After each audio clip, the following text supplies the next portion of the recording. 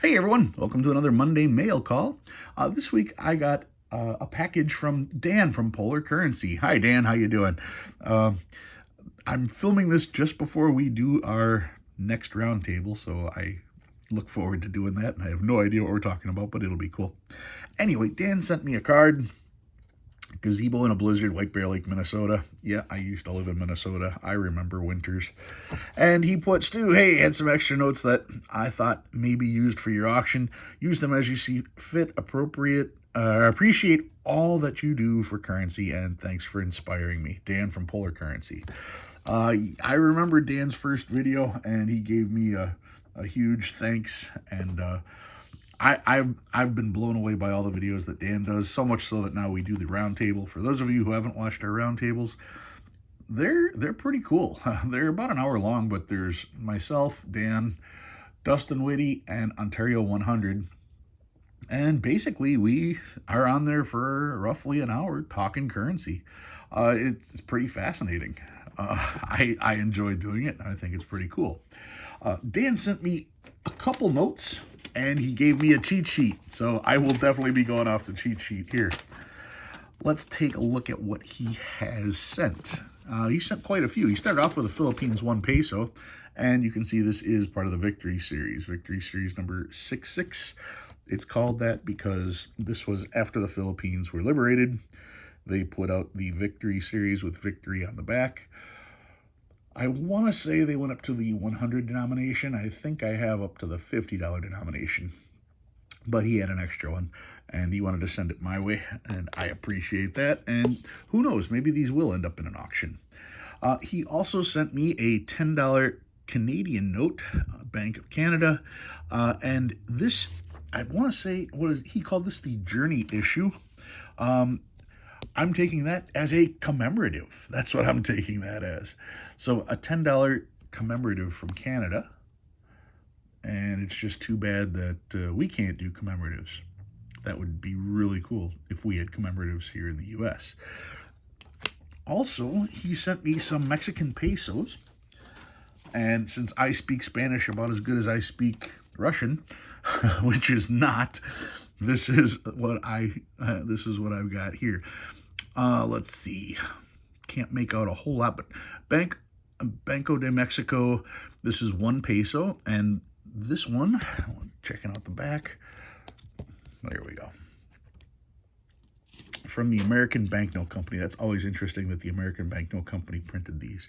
He's been doing a series on USA versus Mexico versus Canada notes, and it's pretty impressive. It's pretty cool. He's showing these notes, and now that I actually own some of these notes, that makes those videos even cooler. Let's see, he sent this one as well. I'm thinking these are the years. That would be a 54. This looks like it's from 61. And that would make this one 57. Let me see if that corresponds to his sheet. Yes, it does, I think. Yep, 61, 57, 54, correct. So I figured that one out. That's pretty cool, front and back. You can check with his videos and see all the exact history on these. I want to say it's the Mayan calendar or on the front. And if it is, I'm pretty sure that's what we're talking about. That's how I quit smoking, by the way. Everybody told me that you got to quit smoking, you got to quit smoking. And I told everybody I will quit smoking December 22nd, 2012. Everybody thought, well, that's kind of weird. And I said, well, if the world's supposed to end according to the Mayan calendar, December 21st, 2012, I'd be silly to quit smoking before then. And then when December 22nd, 2012 rolled around, all my friends were like, oh, now you got to quit smoking. And they then immediately rewound and said, no, we know you can't do it. Don't worry about it. And I'm like, oh, you think I can't? And I have not smoked since. And I had started smoking in the 80s. Anyway, so that's cool to have notes that depict the Mayan calendar like that. Then he sent me a $5 peso note from 1953. And that's just, I remember thinking how cool that picture was, that portrait was on this particular note. Looking at the back, same design, just different colors. Then he sent me the 10. And I don't know what to say about that. That is definitely an interesting portrait. Um, Gotta love that. She looks like a daisy. Yeah. This one is from 1950, $10, 10 peso note. And then what do we got here? This one from 1970, 10 pesos. Yep. And then we've got the 100 peso. This one, 1982. The 500 peso. And what do we got for a year on the 500? Series CC. Gotta check the cheat sheet.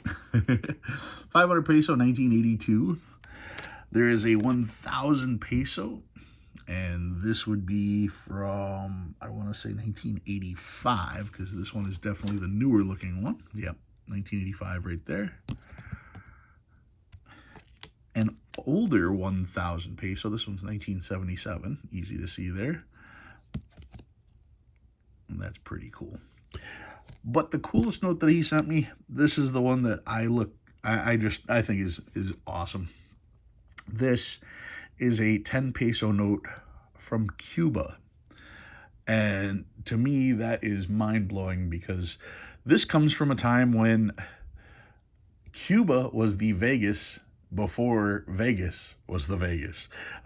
People would go to Cuba to go gambling. That was, there was all kinds of casinos, all kinds of nightlife down in Cuba before the embargo took over. And this is from that time. And that, to me, is what makes that so cool. Like I said, he's already told all the stories about all the depictions on here. And I am just tickled pink to have a banknote from Cuba from that time, because you guys know how much I like Vegas. And if this was Vegas before Vegas was Vegas, well, I got to have something from there, and this will do it. So, Dan, thank you very much for sending this to me. I really appreciate it. A lot of this stuff is going to end up in my personal collection. Maybe I'll clump some of the other stuff in and auction it off so you guys, everybody else can have some of the stuff. But this is most certainly a keeper for me. This is very cool. If you have anything for mail call, send it to Stu Pluback Currency, P.O. Box 171, Russell, Illinois, 60075. And maybe I'll show it on here. All right, guys, thanks for watching. I'll see you again next week.